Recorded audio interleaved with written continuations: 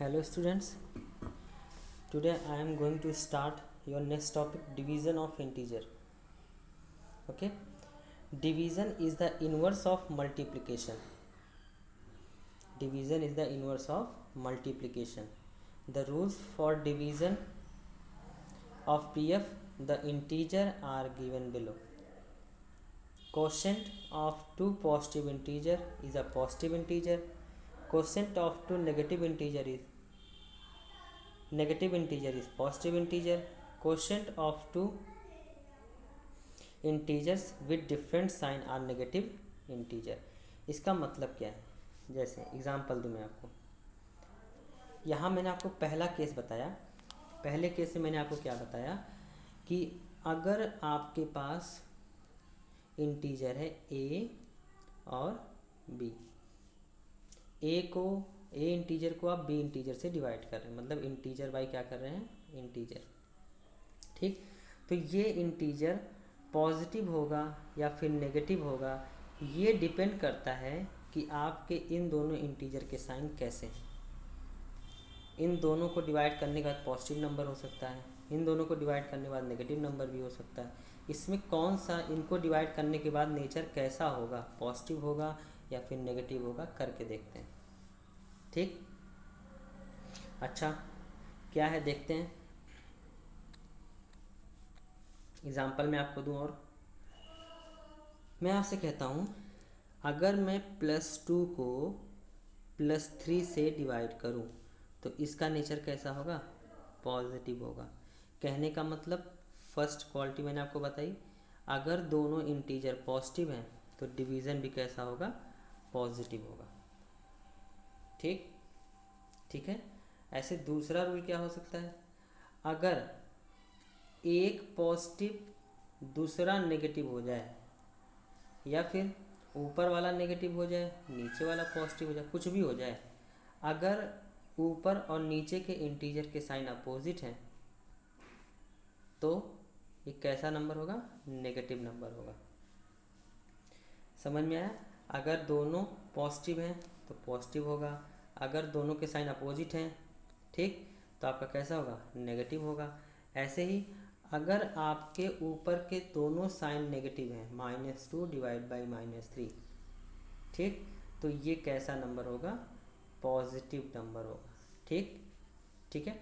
मतलब अगर same sign के डिवीज़न होंगे तो कैसा नंबर होगा, पॉजिटिव नंबर होगा, और अगर अपोजिट साइन के इंटीजर्स होंगे तो कैसा होगा, वो नेगेटिव होगा।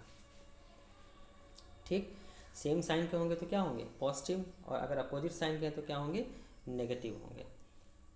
ठीक है, तो याद रखिएगा इंटीजर्स की ये प्रॉपर्टी होती है डिवीज़न में, दोनों ऊपर और नीचे दोनों सेम साइन के होंगे तब पॉजिटिव होगा। ठीक, और अगर दोनों अपोजिट साइन के होंगे ऊपर नीचे तो नंबर कैसा होगा, नेगेटिव होगा। ठीक है ना, तो ये चीज़ें आप याद रखिएगा। नेक्स्ट थिंग की बात करते हैं, प्रॉपर्टीज़ ऑफ डिवीज़न। डिवीज़न की क्या प्रॉपर्टी हो सकती हैं। पहली प्रॉपर्टी क्या है, क्लोजर प्रॉपर्टी। ठीक, if a and b is a integer then a divide by b is not always an integer. इसका क्या मतलब है, जैसे अगर मैं 10 को 5 से डिवाइड करूं, +10 को +5 से डिवाइड करूं, तो आपका आंसर कितना आएगा। इसको इस तरह से भी लिख सकते हैं, +10 डिवाइड बाई +5। अगर मैं ऐसा करूं तो क्या होगा, यहाँ ऊपर और नीचे दोनों के इंटीजर कैसे हैं, सेम साइन के हैं, तो आपकी वैल्यू कैसी आनी है, पॉजिटिव। अभी मैंने आपको बताया। और 5 2 जा कितना होता है, 10, मतलब +2, ये क्या आ गया, इंटीजर। ठीक, मगर अगर मैं 5/10 करूँ, +5/+10, तो ये वैल्यू नेगेटिव इंटीजर नहीं आएगी। तो कहने का मतलब इंटीजर का डिवीज़न इंटीजर भी हो सकता है, और इंटीजर का डिवीज़न इंटीजर नहीं भी हो सकता है। ठीक है, याद रहेगा। अगर दोनों इंटीजर हैं तो ज़रूरी नहीं है कि आंसर आपका इंटीजर ही है। पहले वाले केस में मैंने आपको दिखाया वैल्यू इंटीजर आई, मगर दूसरे वाले केस में वैल्यू इंटीजर नहीं आई। कहने का मतलब दो इंटीजर्स का डिवीज़न इंटीजर हो भी सकता है और नहीं भी हो सकता। ठीक है, इसे हम क्या कहते हैं, क्लोजर प्रॉपर्टी। नेक्स्ट प्रॉपर्टी बात करते हैं, commutative property, if a and b is a integer such that a and b is not equal to 0 then a divided by b is not equal to b divided by a। इसका क्या मतलब है देख लेते हैं। अगर मैं किसी इंटीजर को, ठीक, किसी इंटीजर से डिवाइड करूँ, मैंने +2 को +3 से डिवाइड किया, ठीक, तो +3 को फिर +2 से डिवाइड करते हैं, ठीक। अगर इंटीजर के कॉन्सिक्वेंस को बदल दिया जाए, ऊपर वाले को नीचे, नीचे वाले को ऊपर कर दिया जाए, तो वैल्यू बराबर नहीं होती, ठीक ठीक, याद रहेगा।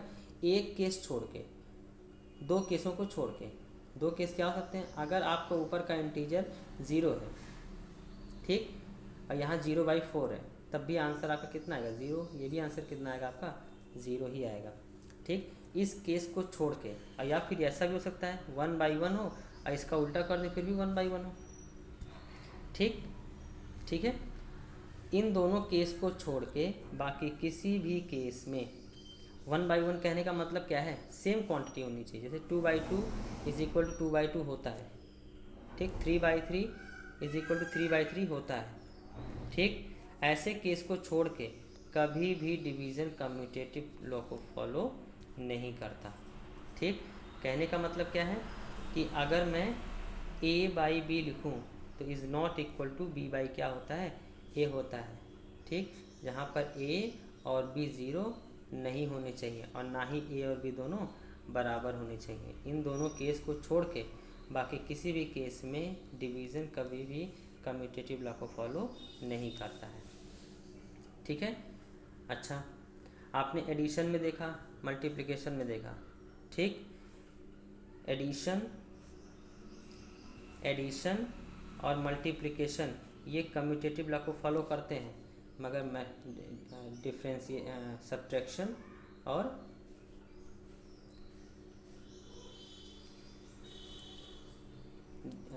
एडिशन और मल्टीप्लिकेशन ये कम्यूटेटिव लॉ को फॉलो करते हैं, मगर कभी भी सब्ट्रैक्शन और डिवीज़न कम्यूटेटिव लॉ को फॉलो नहीं करते, ठीक, याद रहेगा। Next thing is associative property. If a b c is a integer then a divide by b divide by c is not equal to a divide by b divide by c। इसका मतलब क्या है, इसका मतलब ये है कि अगर मैं 2 को डिवाइड करूं 4 डिवाइड बाई 2 से, तो आप इसको कैसे सॉल्व करेंगे, पहले 4 को 2 से डिवाइड कर लेंगे, तो 2 डिवाइड बाई 4 से 2 डिवाइड करके कितना आएगा 2, और 2 को 2 से डिवाइड करके कितना आएगा 1, ठीक।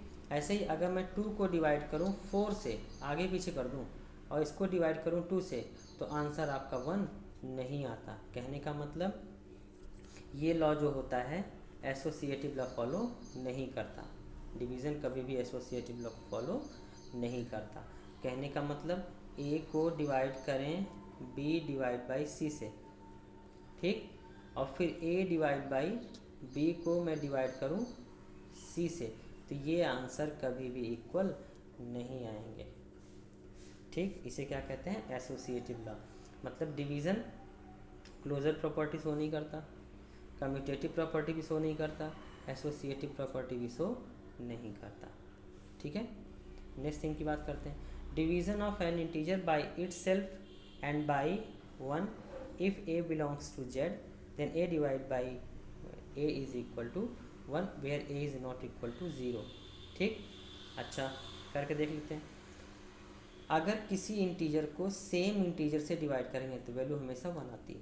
एग्जांपल -2 डिवाइड बाई -2 वैल्यू कितनी होगी 1, +3 डिवाइड बाई +3 वैल्यू कितनी होगी 1, ठीक, याद रहेगा।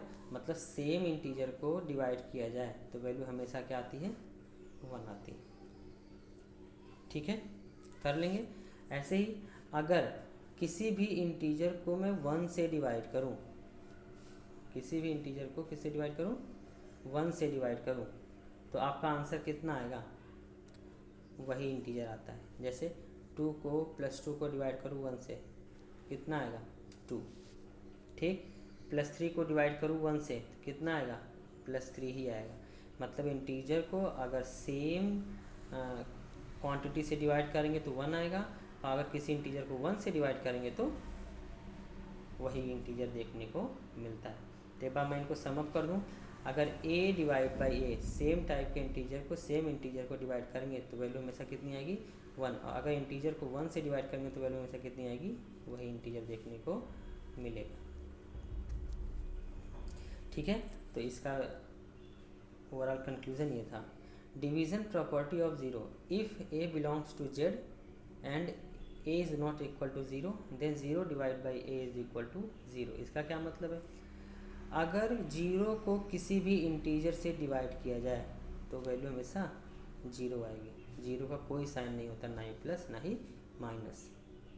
ठीक है, तो याद रखिएगा इस चीज़ को, अगर किसी ज़ीरो को किसी इंटीजर से डिवाइड किया जाए, ज़ीरो को इंटीजर से डिवाइड किया जाए तो वैल्यू हमेशा क्या आती है, ज़ीरो आती है। ठीक, याद रहेगा। Division of N integer by its additive inverse, ठीक, and -1 if division of an integer by its additive inverse is -1। इसका मतलब क्या है,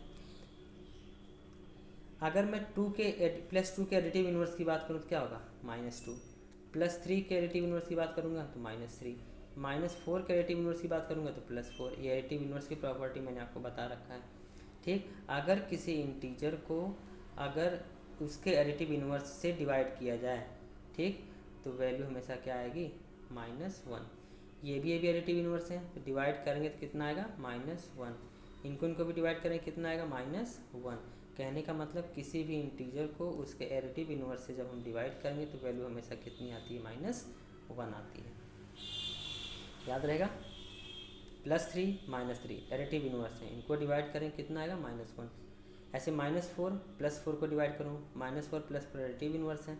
एडिटिव इनवर्स मैंने आपको बताया था क्या था, अगर +4 को में -4 ऐड कर दिया जाए कितना आएगा, 0। तो +4 का एडिटिव इनवर्स क्या हुआ, -4। ठीक, तो यहाँ पर रूल क्या है, अगर किसी इंटीजर को उसके एडिटिव इनवर्स से क्या कर दिया जाए, डिवाइड कर दिया जाए तो वैल्यू कितनी आएगी, 0, सॉरी -1। क्या आएगी, -1 आएगी।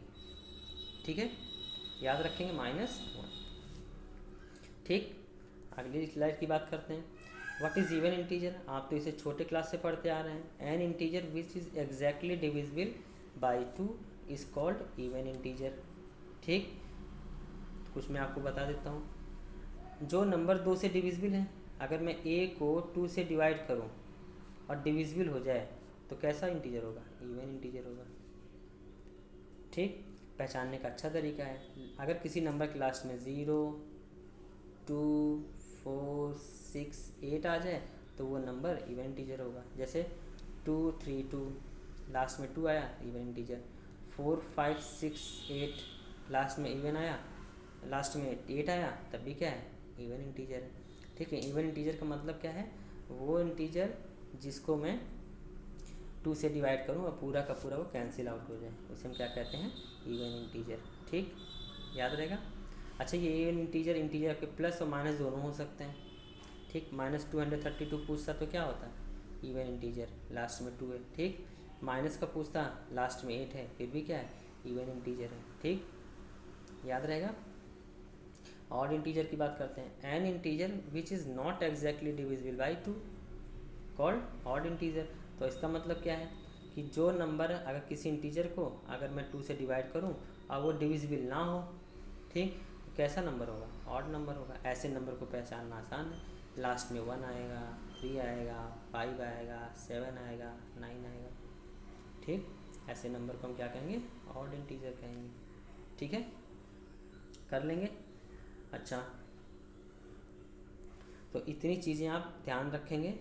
ठीक है, और इनको नोट्स में आप राइट भी कर लेंगे, आपका होमवर्क यही रहेगा। ठीक, डिवीज़न की प्रॉपर्टी, डिवीज़न किसे कहते हैं, इवन इंटीजर और ऑड इंटीजर क्या होते हैं। ठीक, you will write in your copy, this will be homework for you. Okay, have a good day, thank you so much.